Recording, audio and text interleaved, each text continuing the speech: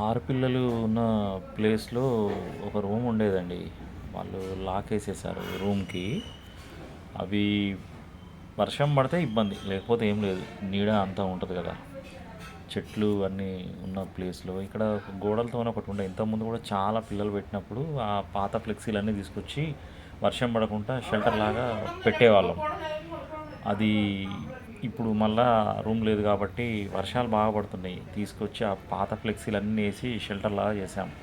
అంటే వర్షం పడకుండా వచ్చినప్పుడు దాని లోపల ఉండేలాగా అంతా అరేంజ్ చేశాను.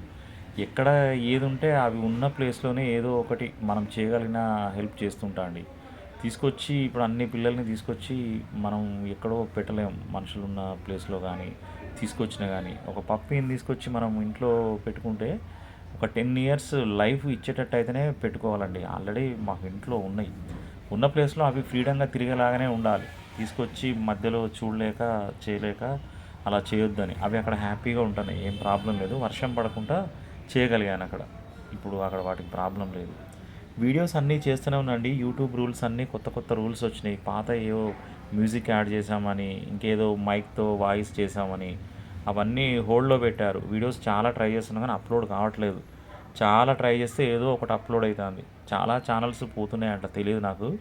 మైక్‌తో వాయిస్ చేయొద్దంట, మ్యూజిక్స్ పెట్టొద్దంట. 6 నెలల క్రితం చేసిన వీడియోస్ కూడా ఇప్పుడు హోల్డ్‌లో పెట్టారు. ట్రై చేస్తా ఉన్నాం. చాలా వీడియోస్ ఉన్నాయి కానీ ఏమి అప్లోడ్ కావట్లేదు. చాలా ట్రై చేయంగా ఇది అప్లోడ్ అయిందండి. ఒకటి, 2 ఇప్పుడు పొద్దున మామూలుగా. పిల్లలు వర్షం బాగా పడ్డాయండి నిన్న. ఈ షెల్టర్ లోపల ఉండిపోయినాయి నీడలో. ఇప్పుడు ప్రాబ్లమ్ లేదు.